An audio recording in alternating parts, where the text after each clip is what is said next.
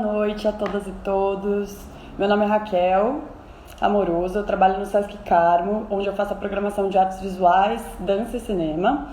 E eu queria agradecer o convite dos meus colegas do Parque Dom Pedro, que me convidaram para apresentar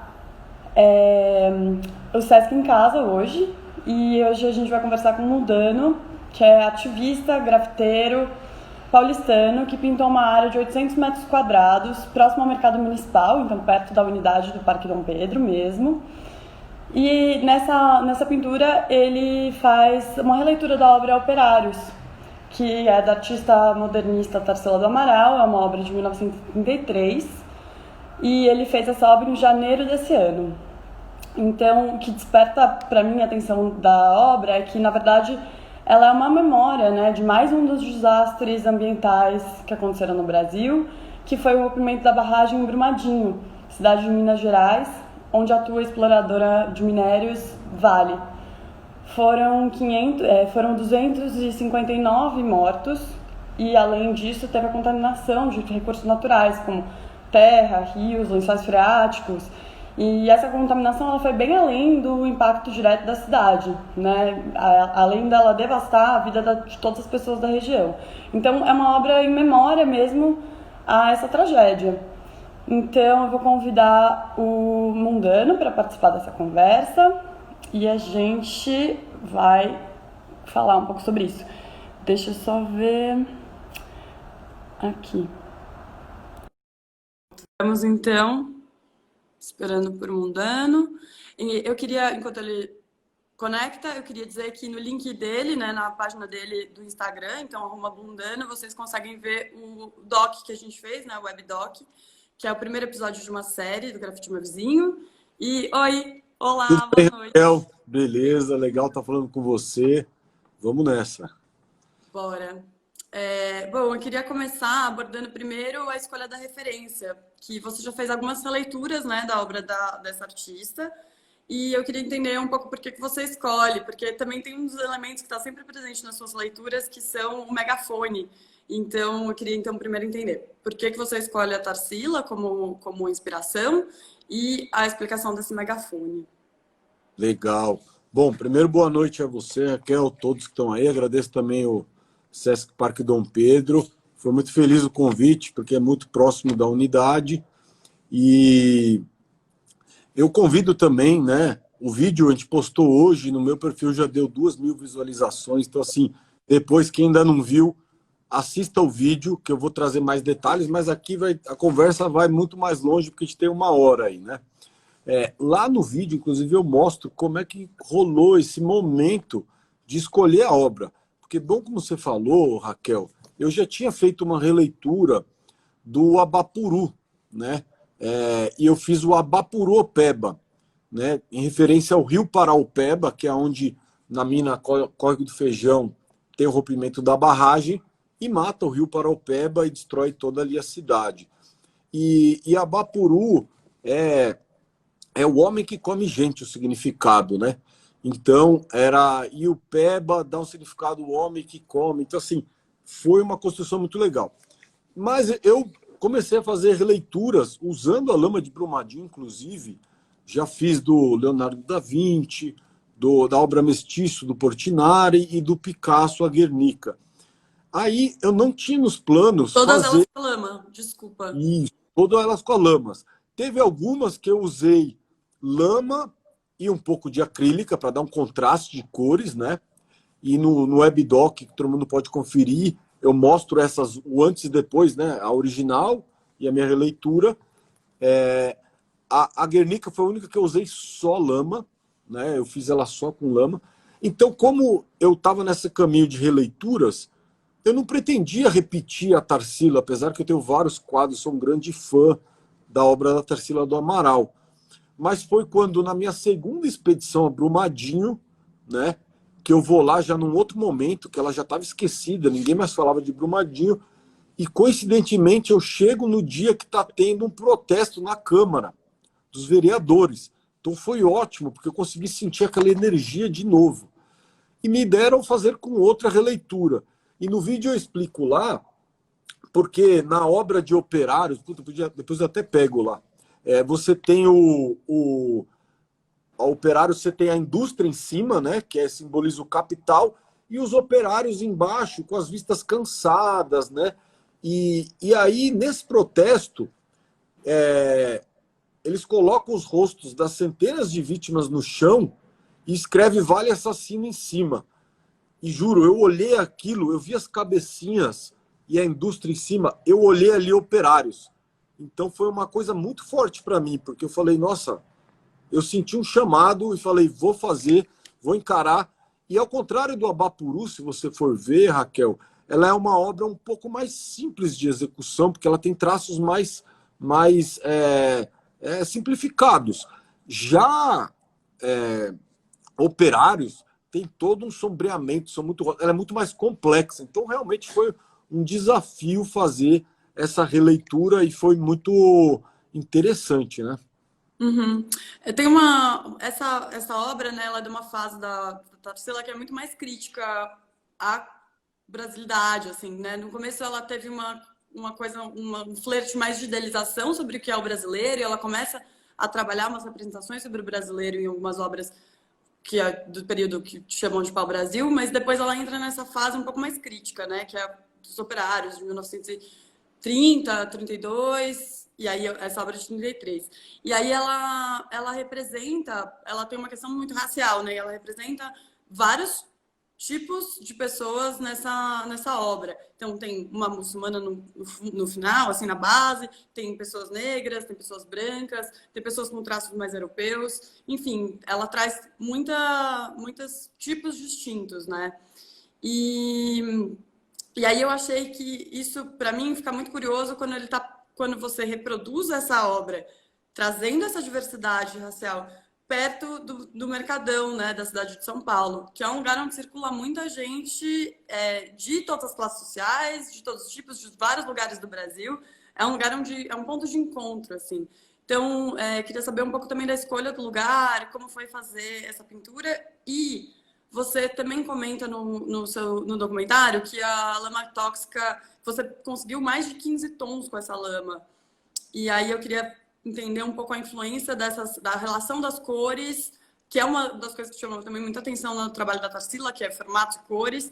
Então, como você conseguiu trazer, a partir da lama tóxica, tantas tonalidades para compor a obra? Então, fazer uma relação um pouco disso, dos tipos. Ó, primeiro, então, é fantástico que a Tarsila, assim, do que eu estudei, vi e li, talvez essa obra de Operários é a primeira que traz à tona, em primeiro plano, né, central, a questão da diversidade do Brasil. E é legal porque eu falei do Brasil, porque brasileiro, o sufixo eiro, na verdade é de profissão. Barbeiro, cabeleireiro, marceneiro. Então, são pessoas justamente imigrantes, como você falou, europeus que vieram para cá e trabalhavam. Esses seriam, então, os brasileiros. E ela traz essa diversidade em primeiro plano. E é muito legal fazer esse paralelo com a diversidade que a gente tem hoje, né? A miscigenação racial que a gente tem no Brasil, que mudou muito, né? Naquele momento, ninguém retratava os pretos, não tinha essa presença nas obras, porque a arte, inclusive hoje, ela é muito elitista, né? Então ela representava a elite, quem tinha poder, né? Os mecenas e tal. E a Tarsila rompe isso até antes de Operários, né? E essa fase social que você falou muito bem, eu tive o privilégio de conversar com a Tarsila do Amaral, a sobrinha da artista, e ela contou para mim que a Tarsila foi fazer uma exposição em Moscou, e aí quando ela vai para Moscou, ela tem contato com o comunismo, socialismo, ela começa a entender novas coisas que ela não tinha. Lembra que naquela época não tinha internet, você não saía conectado e sabia de tudo. Então ela teve uma vivência, tanto que ela volta para cá com outras ideias, com outra visão. Inclusive tem o contexto que ela foi presa no governo de Getúlio Vargas e tudo mais. Então aí essa fase social, e que como meu trabalho relacionado a isso, eu sempre admirei, justamente porque ela foi uma das pioneiras a trazer essas questões nas artes plásticas, né? Agora, indo para a sua outra pergunta, da história dos tons. Eu vou até tomar liberdade aqui, como eu estou no ateliê, que foi aqui que eu produzi todas as tintas. Não estava planejado, mas aqui eu tenho um dos primeiros estudos que eu fiz na parede. Porque eu peguei a lama tóxica, ela é o tom mais escuro. Eu tenho aqui ela engarrafada. Ó. Essa é a lama tóxica. Depois posso mostrar o rejeito original. Mas eu coletei em Brumadinho, no entorno, outras lamas, né? Que também tinha uma contaminação, mas muito menor. Então, por exemplo, essa avermelhada que eu usei para fazer os lábios, você vê que ela é bem vermelha. Você foi, na viagem, você foi pegando, assim, você foi andando pelo espaço, coletando amostras. Isso, fui coletando diversas amostras, né? Para fazer. Acho que nesse outro espaço aqui, deixa eu ver se consigo chegar aqui, peraí. Também tem um dos primeiros rascunhos que eu fiz, super toscamente, dá para ver aqui. Você vê que eu nem terminei, nem contornei o lábio. Olha o megafone. Foi só para eu testar essa diversidade de paletas de cor, né? E eu usei base acrílica para fazer. A base acrílica ela tem um pouquinho de branco. A base acrílica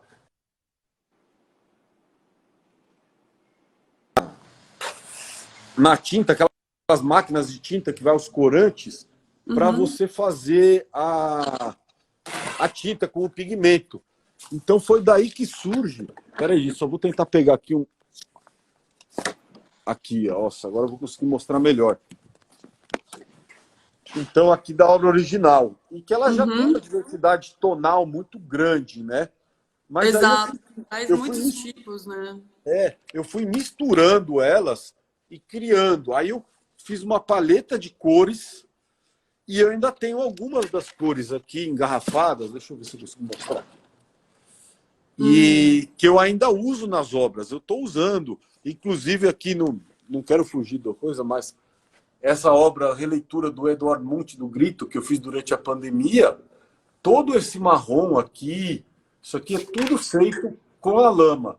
E a parte brilhante, não sei se você consegue ver um brilho aqui, essa parte preta, é o óleo do Nordeste, que foi uma outra pesquisa que eu fiz, que eu peguei o óleo do Nordeste e consegui, até porque as pessoas usam tinta óleo para pintar, e aí eu não costumo usar tinta a óleo, eu fui fazendo uma pesquisa e adicionando secante de cobalto, diluente, né, solventes, e criando outra tinta também a partir do óleo do Nordeste. E esse óleo foi do outro acidente que aconteceu, né? Ou seja, de um outro desastre ambiental no Brasil. Isso, que está completando um ano para que também continue impune. Pois é. Acho que isso é um aspecto interessante, assim, de ressaltar do trabalho, né? Que hoje já faz mais de 1 ano e meio do acidente, a gente já aconteceu tanta coisa, a gente nem fala mais disso. E aí eu acho que eu queria aproveitar esse gancho, porque, bom, a Tarsila é uma artista de São Paulo, né? E ela fez parte da Semana de Arte Moderna, apesar de, na época, ela estar em Paris, mas ela fazia parte do movimento dos modernistas.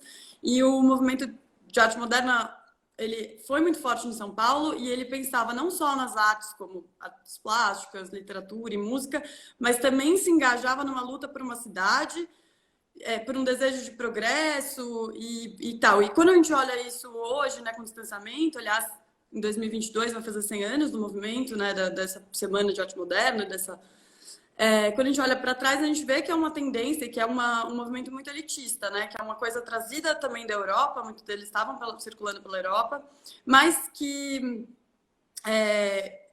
pontua como a gente esquece da memória da cidade. Porque a própria Tarsila tem várias representações da cidade de São Paulo que são muito diferentes do que a gente vê hoje, porque a cidade muda muito. Então, a cidade de São Paulo tem essa característica de destruir e reconstruir por cima. E aí, nesse sentido, perder a memória. Como acabaram de fazer, por exemplo, com o Vale do Anhangabaú, né? Que desconfigurou bastante. Então, acho que a minha pergunta é no sentido de cruzar um pouco dessa... Se existem apagamentos feitos e consequente desmemorização do povo brasileiro das coisas que acontecem, não sei por ser tantas coisas horríveis que acontecem ao mesmo tempo, né, por uma sobrecarga, ou se, enfim, como que você relaciona, como que você cruza essa falta de memória com as artes, assim, como que a arte pode fortalecer o resgate, a memória, e aí, nesse sentido, como você mesmo se chama de artivismo, né? Você fala que você faz artivismo. Então, como relacionar esse movimento dos modernistas por uma luta de uma cidade, de uma reconfiguração, ainda que de um ponto de vista elitista, com o ativismo que você trabalha, né? Você trazendo a necessidade de a gente olhar para problemas contemporâneos através da arte. Legal. Eu acho que eu vejo, principalmente naquele contexto onde, da semana de 22 e tudo mais, a gente não tinha essa abundância de qualquer pessoa sair fotografando, essa abundância de registros. Então a pintura, na verdade, até antes disso, a pintura acadêmica, ela é um dos primeiros registros da nossa realidade, como fotografias. Então, o fato, por exemplo, da Tarsila ter feito operários, ela fotografou, ela registrou como que era essa diversidade naquele momento, né?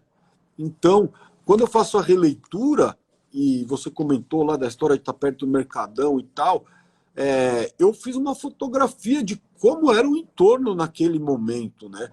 E fica registrado. E eu costumo dizer, eu falo até no documentário, eu falo que eu estou registrando essa história de um país sem memória. Sem memória mesmo, porque a gente... quantas pessoas estão conectadas com a Semana de 22 tão importante que está para acontecer, e hoje a gente vive um excesso de informação, né? Uma quantidade louca. Você vê aqui no Instagram mesmo um feed atrás do... e ela se perde essas coisas digital. O que eu acho legal, e é por isso que eu pinto poucas telas, e eu pinto para fazer registros de coisas que eu acho importantes, porque a tela ela tende a se perdurar um pouco mais, né? Então, quando eu pinto aqui o Raoni, é para mostrar que o Raoni é a grande referência, né? Para mim é o presidente dessa terra, Brasil mesmo. E pouca gente sabe quem é Raoni, sabe? Então eu procuro fazer esse registro. Eu acho que hoje, diante de tamanhos desafios que a gente tem locais, globais, como a própria pandemia, como a crise econômica que está vindo, e principalmente com as mudanças climáticas, que para mim é o maior desafio que a gente está tendo enquanto humanidade, a arte, junto com o ativismo, ela é uma poderosa ferramenta de conexão, porque as pessoas já tinham esquecido de Brumadinho, né? E quando faço uma obra desse tamanho, que milhares de pessoas acabam vendo, nem que de relance, durante o dia. Tem gente que passa todo dia, reflete todo dia, me manda mensagem, professores falando da obra, quando ela saiu, quando a TV Globo manda um helicóptero para ir cobrir ao vivo, normalmente eles só mostram acidentes, trânsito. E isso traz essa memória, resgata essa memória. E está lá registrado, vai ficar uns bons anos aquilo. Assim como esse webdoc que a gente fez aqui, tenho certeza que vai ser usado, né? Porque esse mural, o que me espantou assim, foi a quantidade de professores e professoras que levaram para a sala de aula num jeito de você poder falar de Tarsila, que tem que estar na educação, de você falar de modernismo, Semana de 22, industrialização, crise de 29, e correlacionar tudo isso com... Descongelar um pouco, né, assim, da informação clássica e, tipo, acadêmica, mas de como a academia existe, mas ela é influenciada e realimentada por novas leituras, né? Agora, você falou uma coisa interessante que eu fiquei fixa agora. Você falou que você faz telas também, que é um jeito de levar para a posteridade, ao contrário dos murais, que eles vão se deteriorando com o tempo e que eles vão se perdendo na cidade, né? Então, é óbvio que um painel de 800 metros quadrados ele vai durar um tempo, se não chegar nenhum prefeito e querer pintar tudo de cinza, né? O que já vivemos, inclusive, mas a gente trabalha com a efemeridade do tempo quando a gente está trabalhando com arte pública nesse sentido, né? Porque acho que a arte pública é um conceito amplo também, mas que basta também a gente ver, por exemplo, ali do lado, na Praça da Sé, quando fizeram a Praça da Sé, o Jardim de Esculturas, enfim, imaginaram um outro cenário para aquele lugar. E hoje, quando a gente passa, a gente vê que simplesmente não funcionou, assim, no sentido que a gente gostaria das pessoas usufruírem daquelas obras, né? Mas hoje elas são praticamente maneiras das pessoas existirem, das pessoas em situação de rua existirem, delas se abrigarem da chuva, delas se abrigarem das intempéries. Então, eu achei curioso esse ponto de vista que você falou, eu faço telas para marcar o tempo, mas eu faço painéis para marcar a visão das pessoas que circulam pelos lugares. Sim, eu faço obras não pensando em um cunho comercial, óbvio que às vezes acaba até, você pode vender uma tela, mas eu miro elas estarem um dia no museu contando essa história, né? Eu acho que essa que é o lugar da memória que eu quero colocar, né? E é muito legal essa efemeridade, né? A maioria dos meus grafites foram apagados, assim como de outros artistas. O meu ainda é bem perseguido, porque quando eu faço grafite mesmo, eu escrevo frases, tem protesto, é o primeiro a ser apagado ali. E tô acostumado. Mas sabia que quando eu fui fazer a obra com a lama, Operários, eu antes não tinha pensado exatamente de colocar. Até porque pintar com terra, não fui eu que inventei, isso aí existe. Os quilombolas pintam as casas com terra e você pode pegar aí na sua casa terra, jogar água, coar. Então, inclusive, eu tenho um post que eu expliquei como eu faço, eu não vou falar tudo aqui, mas você coa e coloca cola, você já tem tinta. Só que, óbvio, a cola não tem a mesma durabilidade. Então, eu testei com base acrílica, com verniz e tal. Mas o louco é que, por um momento, eu cheguei até a conversar com o Ricardo Rezende, um curador que eu gosto muito, quando eu estava para fazer essa tela, essa obra, sobre a possibilidade de não colocar o aglutinante, né, a cola, o verniz, a base acrílica. Pintar com a lama. Por quê? Porque a chuva, o tempo, ia fazer aquilo escorrer, sumir, né? E ela ia ser muito mais efêmera. E foi uma coisa assim que eu fiquei meio puto, mas escorrendo lama no comércio que tem ali embaixo, foi uma. Mas assim, eu acho que seria poeticamente muito legal essa efemeridade. Eu acabei optando, eu passei um verniz acrílico em cima, que para proteger, para que ela durasse e pensando numa memória. Até porque você fez essa pergunta da memória, é muito interessante, porque não existe hoje, mesmo 3 anos depois de Mariana, que a gente não aprendeu nada, porque teve Brumadinho. Tanto que teve um Brumadinho, né? Vão ter outras. Existem mais Com de certeza. 24 mil barragens no país. 35 delas estão em condições graves e Brumadinho não estava listado entre elas, para você ter uma Não, ideia. e que é assustador que não é só um descaso ambiental, né? Mas é um descaso de que, assim, existem pessoas morando lá. Existem pessoas que vão ficar sem lugares para morar, assim, que vão perder tudo, que vão perder família, né? Então é um descaso maior, assim. Essa é o maior, Brumadinho é o maior crime socioambiental da história do país, né? Que mistura social e ambiental. E assim, que país que tem um caso desse, você não faz um memorial? Quando caiu o avião da TAM aqui em São Paulo, fizeram, e acho que legal, fizeram um memorial para o acidente, né? Como é que num crime desse tamanho não tem um memorial, né? Um monumento público? Então, e aí entrando nessa coisa de arte pública também, né? Que no começo, enfim, no começo da pandemia, na verdade, mais para metade da pandemia, já se falava em retirada dos monumentos, né? Alguns monumentos em homenagem a bandeirantes, e é uma discussão que tem sido colocada, que isso também é arte pública, né? Esses monumentos, eles também participam da cidade de São Paulo e compõem o que a gente chama de uma das categorias de arte pública. E como que esse fazer artístico do monumento que é instalado sem nenhuma discussão com a sociedade versus o grafite, que é tipo absolutamente guerrilha, assim, né? Fazer contra não necessariamente contra, mas assim, que não estava previsto. Nessa autorização. Olha, sobre essa coisa da retirada dos monumentos, é um fenômeno global, estava acontecendo antes. Acho que com o caso do George Floyd explodiu, né, por causa de derrubar essas estátuas de monumento racistas, genocidas e tal. E eu estou fazendo uma outra releitura, que eu vou mostrar para você, que é a releitura dos Simpsons, que eu estou chamando de Covidsons, ela está aqui. e que Covid é muito bom.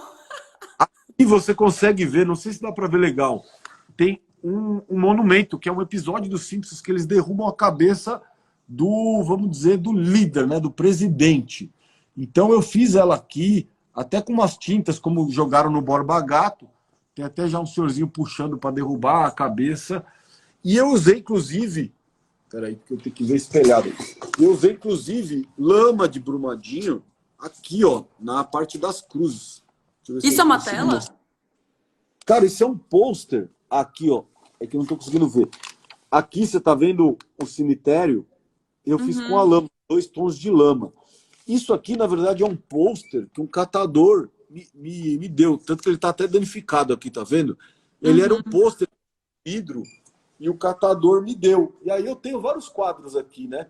E aí eu resolvi fazer as releituras. Então, o processo... Isso aqui, eu vou te falar que é tão complexo quanto um mural grande, porque fazer detalhezinhos assim, para mim, é muito mais difícil. Mas, então, eu acho incrível essa coisa. Inclusive, o Pipe Mais Carroça, né, a ONG que eu fundei, que tem um trabalho com os catadores, está desenvolvendo um monumento público há 3 anos. É super complexo e vai ser o primeiro monumento público do Brasil financiado por pessoas, já que são monumentos públicos, são caros, né, para fazer. Então, não é o banco que está fazendo, é uma coisa assim. E em São Paulo, dos 380 monumentos públicos, só 11 são representação de mulheres, para você ter uma ideia. E de trabalhadores informais e assim como marginalizados, como catadores, nenhum. Então a gente está caminhando para chegar, já temos uma aprovação e deve sair aí esse monumento aí, vai ser uma coisa porque muito... isso, né? O que é colocado na cidade não é discutido com as pessoas que usufruem a cidade, com as pessoas que compõem a cidade. Ela é vinda de cima para baixo, assim, os representantes que são eleitos vão lá e colocam coisas na cidade, elementos na cidade. Isso desde, sei lá, como o ônibus é composto, né? Desde coisas do dia a dia até monumentos, né? Eles são absolutamente aleatórios e não são discutidos em sociedade. Então, é interessante imaginar que os catadores que estão à margem também da sociedade, numa cidade como São Paulo, possam se colocar na cidade que eles circulam e que eles fazem acontecer, né? E aí, nesse sentido, eu queria até que você falasse um pouco mais do Pipe Mais Carroça, como funciona, como está o cataquí agora na pandemia. Queria só aproveitar aqui, porque agora eu acabei de olhar aqui umas pessoas que estão entrando, tem vários artistas, pessoas. Gente, vamos interagir, mandem mensagens, perguntas. A gente está aproximando aqui, estou vendo, quase do meio, então tem muito espaço aí para a gente falar. Quem tiver alguma pergunta aí do processo. Agora, Raquel, se você me permite, antes da gente entrar nesse assunto, eu acabei de achar aqui e peguei e preparei um pouquinho antes aqui, a lama tóxica, que eu desidratei ela, né? Eu deixei ela secando e passei um ímã e retirei o minério. Então, o que eu vou mostrar aqui é o que eu tirei de uma garrafa de 2 litros da tinta. E vocês vão ver. Vamos ver se eu consigo mostrar bem aqui. Espera aí. Vamos ver se vocês conseguem ver aqui. Tá meio difícil aqui. Ó, isso que vocês estão vendo aqui é o minério de ferro que está na lama. Você vê que é bem a cor da lama escura que eu usei, tá vendo? Agora, eu vou entrar com um ímã aqui. Deixa eu ver se eu aproximo bem. Ó. Olha isso aqui. Isso é o minério de ferro. Olha lá, ele gruda inteiro. Então, a tinta que eu usei lá tem minério de ferro. Esse é o minério de ferro que está na tinta. Você vai passando, ele pega inteiro. É assustador. E, na verdade, essa coisa aqui que eu fiz do ímã foi o que me fez pesquisar a lama. Porque eu fui a primeira vez para Brumadinho 1 mês depois do crime. E já não estava mais no auge ali ninguém falava mais quase. Porque ficou um tempão falando de Brumadinho, acho que teve o acidente do Boechat e virou a pauta, ninguém mais falava nada. Cheguei lá, já estava deserto. E eu fiz uma instalação de um cacto, falando de resistência, e eu acabei cavando. Quando eu peguei a Amapá e vi o peso, porque isso aqui é pesadíssimo, porque é ferro puro. Então, e isso é uma amostragem, né? Tipo, isso é assim, nada perto do que caiu, perto do que contaminou, perto de para onde foi levado, né? Isso aqui veio, todo esse pó de ferro aqui, foi de uma garrafa de 2 litros de lama. Então, eu pus ela no funil lá e consegui, depois deixei secar e ficou só o pó com um pouquinho da lama. Estima-se que acho que foi 11 milhões de toneladas de lama tóxica na barragem do Córrego do Feijão. Por isso que a lama tinha uma força enorme, porque ela é muito pesada, assim. 3, 4 vezes mais pesada do que fosse a força da água, que já é enorme, né? E aí eu fiz esse teste com um imã, assim, e é impressionante. Quando você põe ele tira, e a tinta chega até a ter um brilhinho, porque é o ferro, né? Que é a magnetita. Depois eu fui descobrir com cientistas que ficaram comentando meus testes que eu fiz, porque eu não tinha visto ninguém colocar um ímã na lama até então, mas eles falaram que, na verdade, o minério de ferro não é o pior, porque o minério de ferro ele já está no solo. O que é tóxico mesmo são os reagentes que fazem isso, enfim. Mas é uma loucura, eu queria mostrar Pois é. aqui. O pessoal tá aqui falando, não, é muito triste, porque é isso, assim, né? A gente vai vendo cada vez mais o Brasil entrar. O Brasil, que é o país dos recursos naturais, entrar num lugar de escassez quase. E é curioso imaginar que a gente está vivendo a pandemia e que é o começo, na verdade, de uma grande catástrofe ambiental, né? E que já está sendo megafonada, assim, já estão com o megafone dela há muito tempo, já está sendo anunciado. Mas a gente ainda não caiu total a ficha de que a pandemia é fruto disso e que isso tende a piorar cada vez mais. E cada mais desses descasos agravam essa situação, né? Além de desmatamento na Amazônia e tal. Você falou aí do megafone, e eu acho muito legal. Estou até também aqui com uma outra obra, que é um megafone que eu fiz. Você vê que está até escrito Brumadinho, Amazônia, várias coisas aqui, né, de climate justice. E esse, na verdade, é um spray fone, tem um spray aqui. Muito bom. É o grito que precisa sair, assim. E ele foi garimpado de coisas antigas. Não sei se ele vai funcionar aqui, que ele tá... Aí, funciona aqui. Alô? Então, assim, para mim, o megafone, ele é um amplificador de voz. Por muito tempo, eu falei errado. Eu estou dando voz aos captadores, ou dando voz aos atingidos, e alguém me corrigiu, que esse é um termo muito errado. Então, sempre eu tento trazer isso à tona. Porque a gente não está dando voz para ninguém. As pessoas têm voz, só que elas não estão sendo ouvidas. Elas estão silenciadas, né? Silenciadas. Então, quando eu falo, eu começo a colocar o megafone em todas as obras. Você vê ali que é do Eduardo Monti. Essa aqui também, essa aqui é do Quarto em Arles, do Van Gogh. Tem um megafone aqui também. Essa aqui, da pandemia. Olha o brilho do óleo, ó. Tem um megafone. É uma forma que eu usei, um elemento que eu coloco para amplificar vozes, né?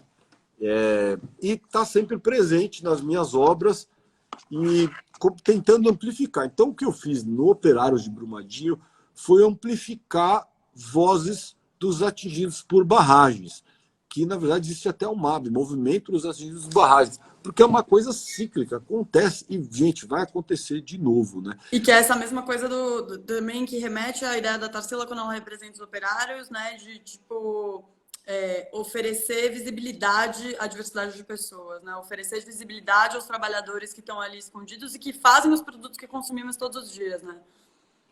E é legal falar de mineração, eu acho que esse é um link legal, porque a gente, ai meu Deus, mas isso aqui é mineração, mato. Assim, gente, a gente precisa de mineração, mas não da forma que é feita, que é uma mineração predatória, visando apenas o lucro acima de todas as vidas, tanto que existia um laudo falando que podia romper e foi ignorado visando o lucro. E eles porque para que eu vou fazer manutenção que eu vou gastar dinheiro, né? Sendo que eu posso fazer o processo acelerar. E eles escolhem a barragem, a montante, que é a mais barata e a mais fraca. né? É um jeito de você construir uma barragem. E por que eu não conhecia nada de mineração, né? E é muito louco, mineração, Minas Gerais, é das minas de Minas Gerais, tá no nome do estado, e lá, assim, você vê, você ouve à noite, você vê caminhão passando e trem passando, e na verdade, a mineração, o que é a barragem? Ela é uma barragem de rejeitos. Porque o que é a mineração? Você cava uma cratera, um buraco e começa a separar o que é ferro, não sei o que. O rejeito, o que não presta, junto com química e tudo, não tem o que fazer com isso. O que eles fazem? Entuxa numa barragem eterna que contamina o lugar. E assim, não é possível. Assim, eu consegui provar que dá para você fazer arte, fazer um monumento de memória usando rejeito, sabe? Teve Sim. outras que fizeram tijolos usando o rejeito da mineração.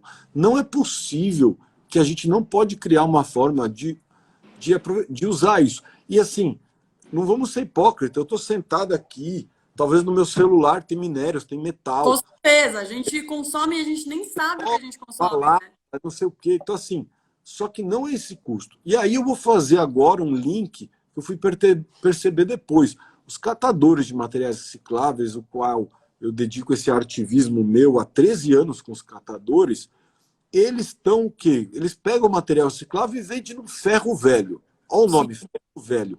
Ou seja, vai muito ferro, vai muita latinha de alumínio. Tudo isso é oriundo da mineração.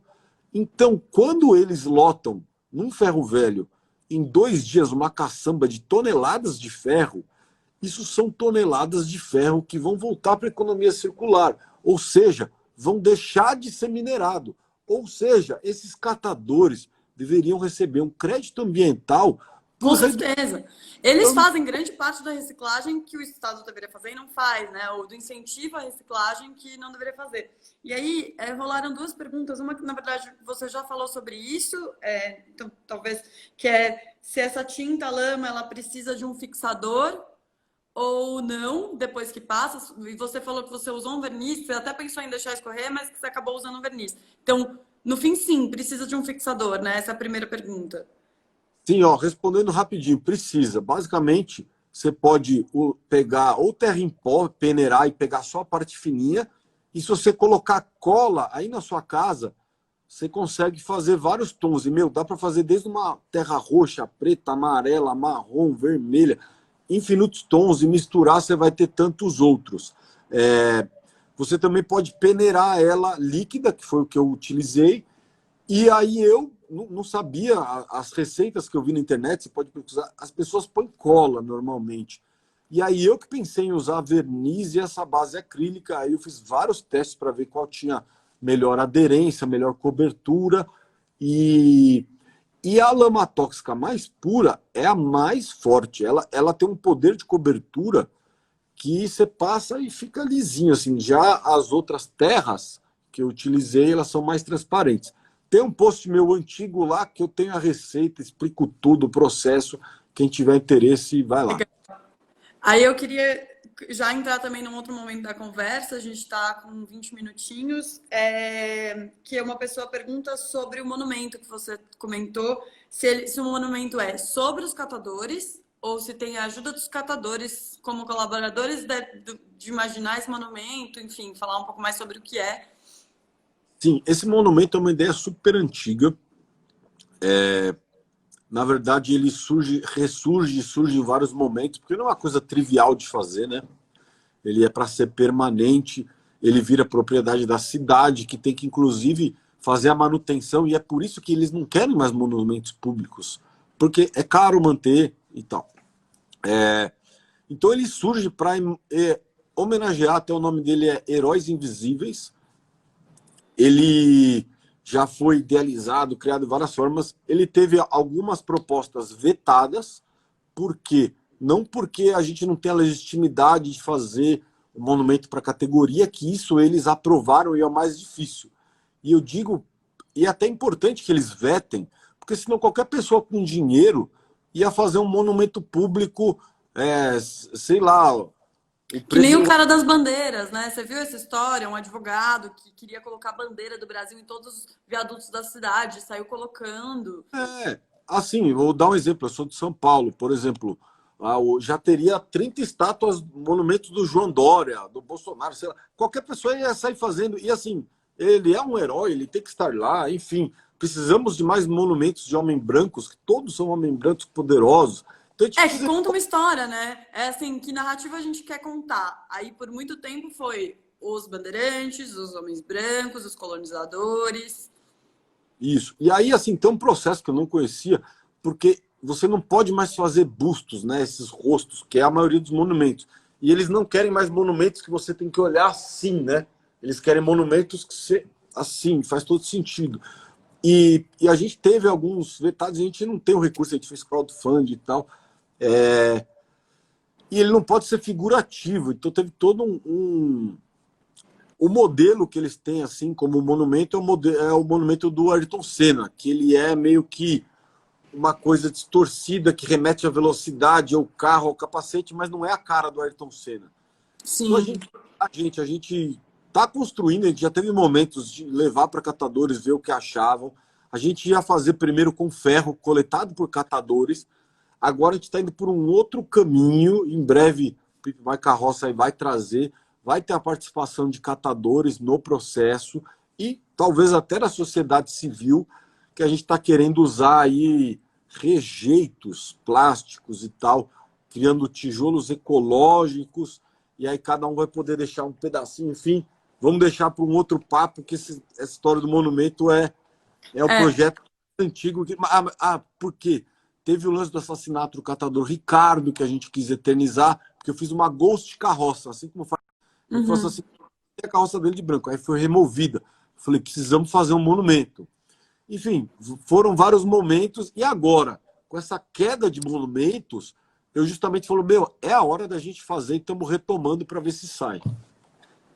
Sobre isso dos monumentos, eu me lembrei agora de uma obra, na verdade, de um coletivo de artistas que chamava 3x3, e acho que em 79 eles fazem uma performance que eles ensacam as obras de arte à noite, as obras de arte, os monumentos da cidade, que tem as figuras de bandeirantes, e eles ensacam com sacos de lixo e cobrem os rostos desses homens, assim, dessas esculturas pela cidade. A cidade acorda ensacada. Enfim, é um trabalho que me lembra um pouco isso, assim, né? De como a gente pode mudar um pouco a perspectiva do que está lá. Essas interferências em monumentos já teve, essa é muito legal, já teve tanto de pichar, vandalizar, mas assim, é uma obra agressiva dos bandeirantes, o Borba Gato, são todos aí genocidas aí, então no mundo inteiro tem essas interferências que são bem legais, né? Mas são formas das pessoas se posicionarem um pouco, né? Mas eu queria que você falasse um pouco mais também mesmo do PIMP, assim, como que tá funcionando agora na pandemia, como que as pessoas podem acionar os catadores, como pode articular melhor, e que você estava tentando fazer um projeto de renda mínima para eles, né? Como que isso tem operado e, tipo, como que tá sendo? Sim, olha, foi um desafio enorme, né? Quando começou a pandemia, muita gente, meu Deus, meu trabalho e tal, a gente do Pipe My Carroça, uma equipe incrível aí, a gente teve que falar, não é como vai ser a nossa equipe, como a gente vai trabalhar, é o que o que vai acontecer com milhares, milhões de catadores que existem, né? Porque eles estão nas ruas. E foi muito louco, naquela primeira semana de mais incerteza, todo mundo tinha casa, ficou em casa, quem saía para fazer uma compra, você só via moradores de rua, catadores, porque eles de invisíveis passaram a ser visíveis. E o maior problema é que eles sempre, os catadores, eles trabalham para ganhar renda no dia. Então ele vai almoçar com o que ele vendeu, o que ele pegou de manhã. Então eles tinham zero reservas, né? E eles ainda, eles vão o quê? Pegar justamente a garrafa, a latinha, coisas que a gente coloca na boca. Então o risco deles era muito grande.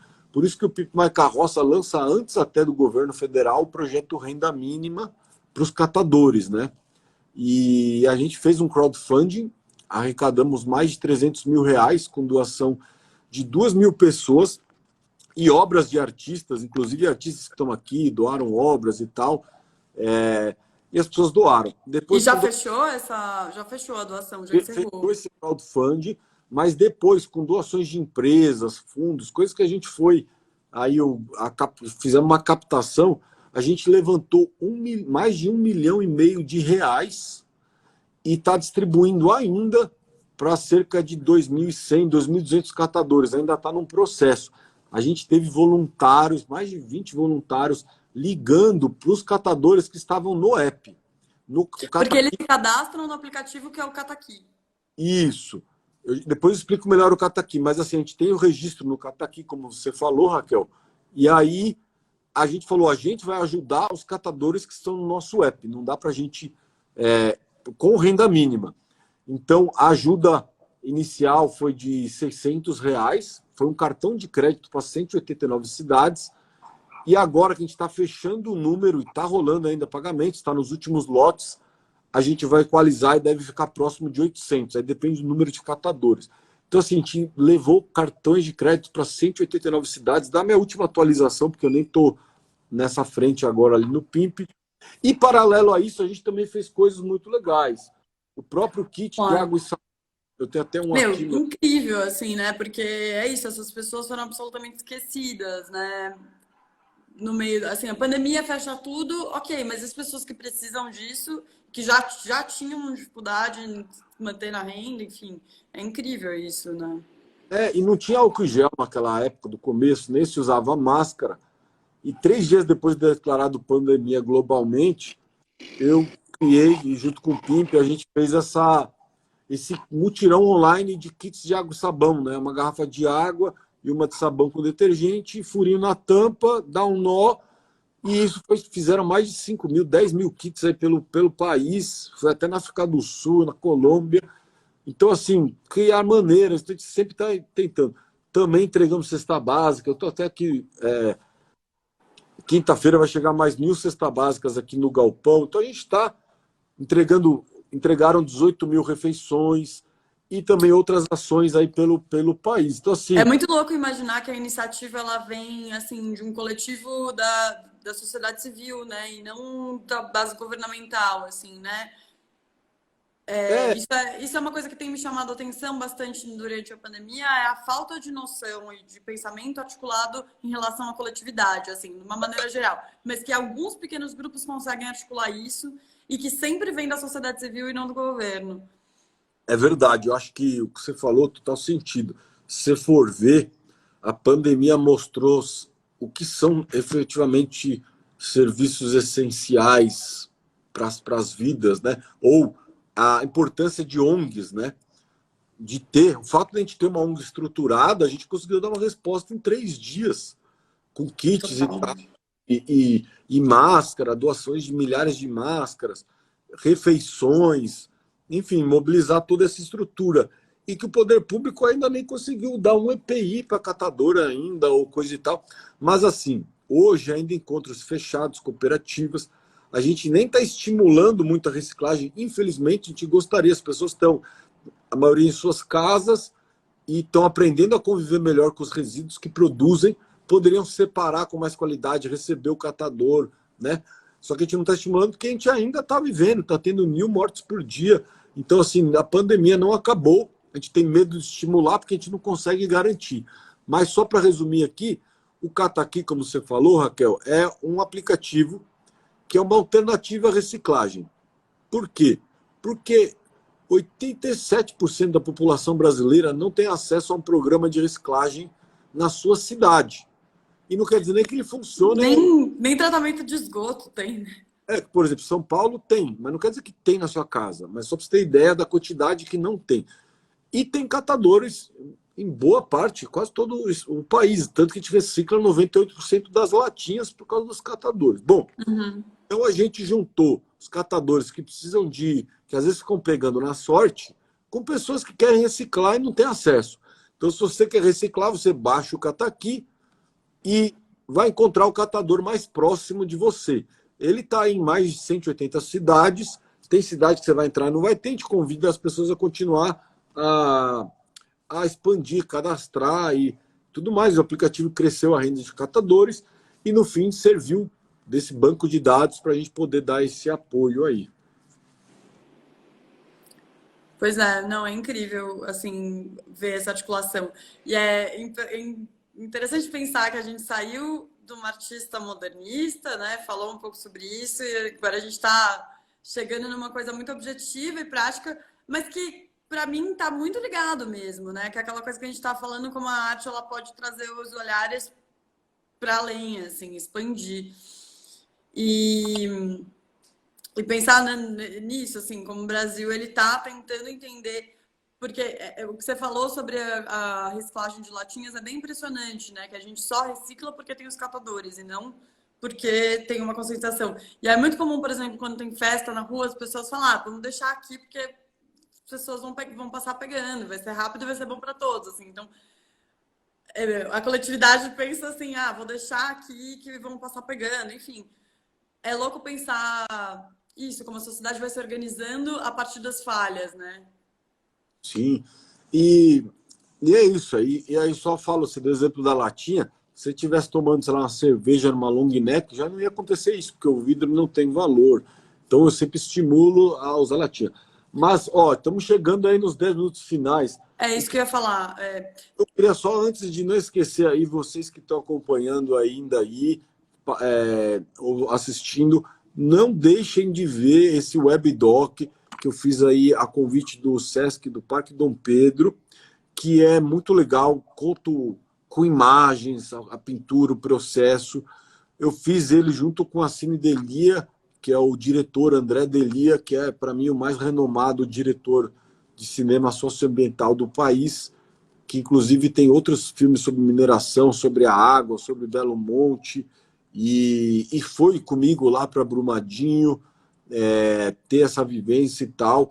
Então esse é um registro muito importante. O filme aí, o webdoc, está super bacana. Tenho certeza que ele vai continuar sendo usado por professores. Acho que isso também que eu falei, putz, caiu uma questão de prova. Aí que você vê o poder da arte e do ativismo. Questão de prova, falando do mural, a relação de Tarsila, do Amaral, modernismo com o grafite ou esse muralismo, arte pública. Então, assim, ver a arte chegando, e eu tive, acho que uns 8 pedidos de editoras para pegar autorização para usar a foto em livro didático. Só que eu já tive isso no passado, não nessa quantidade, só que não necessariamente vai sair o livro, porque eles entram meio numa concorrência. Mas, assim, eu estou muito acreditando que talvez para o ano que vem vai estar num livro didático. Mas louco, né? Porque a Tarsila está sempre em todos os livros didáticos sobre arte, né? Tá, eu vi, vou te falar bem assim, eu tive privilégio de estudos, boa escola e tal, e eu lembro de ver o Abapuru, uma foto pequenininha ali dentro da minha apostila, e Operários também, foram 2 obras, foi justo 2 que eu fiz a releitura. E assim, me marcou mesmo, até a parte do Abapuru, que me encanta muito, que é a distorção, né? E a Tarsila do Amaral, a sobrinha, ela me contou alguns detalhes do Abapuru. Eu fiz um tour com ela na exposição, a Tarsila, inclusive no MASP, foi a exposição mais vista, sensacional, linda demais. E ela contou da relação lá do Oswald, essa é uma obra que ela deu para o Oswald e tal, e que era talvez um autorretrato, na verdade. E por que tem esse pé grande? É porque a Tarsila tinha um espelho que ela colocava, e ele era tão grande que ele ficava apoiado na parede, então ela estava se olhando, o pé ficou na frente. Enfim, tem vários detalhes incríveis aí, que eu tive esse privilégio de ver com a Tarsilinha. E é muito legal reviver essa história, porque o artista fez e tal. Mas o que eu quero alertar é que a gente está vivendo a história agora. As coisas que inspiraram a arte moderna, a antropofagia, era daquele contexto, mas a gente está vivendo a pandemia, uma coisa inédita. Se não for agora na pandemia, quando vai ser que a gente vai ter mudanças, transformações tão importantes que a gente está? Então, assim, é o momento de artistas se unirem, seja qual for sua linguagem, de ter uma maior produção de arte, né? Eu não consegui produzir muito, porque eu estava muito no lance dos catadores, no fronte das ruas, reuniões e tal. Então, assim, agora que eu estou me dando o privilégio de vir voltar ao ateliê, voltar a produzir essas releituras, porque eu acho que esse é um momento de efervescência. Eu tenho certeza que em museus vão ter uma sessão arte de Covid, arte da pandemia, porque é um momento de inspiração, é um momento de transformação. É um momento em que tudo sai debaixo do tapete, assim, né? As coisas ficam muito mais escancaradas, porque as coisas param de funcionar e a gente começa a enxergar com muito mais clareza os problemas, enfim, acho que as coisas ficam muito aumentadas, né, e amplificadas. E é óbvio, né, a gente passa por esse medo de... É uma doença que você não sabe se você vai morrer ou se você vai ser assintomático. Enfim, é muito complexo, assim, o que a gente está vivendo, né? É muito assustador, num certo sentido. Então, acho que a arte também dá um pouco nisso, né? E, enfim, a história... E é isso, o tempo inteiro lembrando de como a arte influencia a vida influencia a arte, e aí a obra pública está um pouco também nesse lugar, né? De, tipo, atacar a cidade, mostrar os problemas da cidade, as vulnerabilidades da cidade. Mas... A arte pública, bem como você fala, ela é a melhor. Por isso que o grafite é incrível, porque ela é democrática, todo mundo vê, né? Por exemplo, agora está rolando a SP Art, que é a maior feira da América Latina, está sendo online. Se não tivesse a pandemia, ela ia estar lá no pavilhão do Ibirapuera e, tem que pagar para entrar, é elitizado e tal. Então, o legal da arte de rua ou arte pública é essa democratização. E eu acho que esse é o lugar da arte que a gente precisa. Né? Não estou nem julgando que a outra arte não precisa, gente. Podemos fazer, produzam a arte que quiser, quem sou eu para falar? Mas, assim, na minha visão de mundo, se imagem vale mais por mil palavras, se arte é ferramenta, se arte pode conectar com emoções e fazer pessoas refletirem, mudarem olhares. Que ela seja o mais exposta possível, né? Que ela seja mais exposta. Claro, a gente está fazendo arte, divulgando por vídeo, isolamento, online, mas o que eu quero dizer assim, o artivismo é um termo muito recente. Eu uso ele faz muitos anos. Em português eu nem ouvia falar, eu vi em inglês primeira vez, e eu já era meio... Me chamavam de pichador, grafiteiro, artista de rua, aí começaram a me chamar de empreendedor social, porque eu fiz o PIMP, depois de ativista, porque eu estava claramente fazendo ativismo, e aí depois virou essa coisa do ativista, assim, e é um movimento muito recente. Eu posso dizer até que a Tarsila do Amaral era uma ativista, porque ela colocava causas sociais, e trazia, tem tantos outros exemplos, né? Mas eu quero que eu tenho olhado, talvez, o ativismo como um movimento artístico desses globais que a gente tem. E é difícil cair a ficha quando a gente está vivendo ele, mas eu acho que vai ter isso mesmo. Queria pedir para você sintetizar um pouco, a gente está com 5 minutos só, então eu queria fechar só lembrando, então, do WebDoc, que está no seu perfil, acho que do Facebook e do Instagram, né? Só entrar @mundano e olhar ali no feed. Mas também no Sesc Parque Dom Pedro. Então, no YouTube e nas páginas de Facebook, dá uma olhada lá que vocês vão encontrar.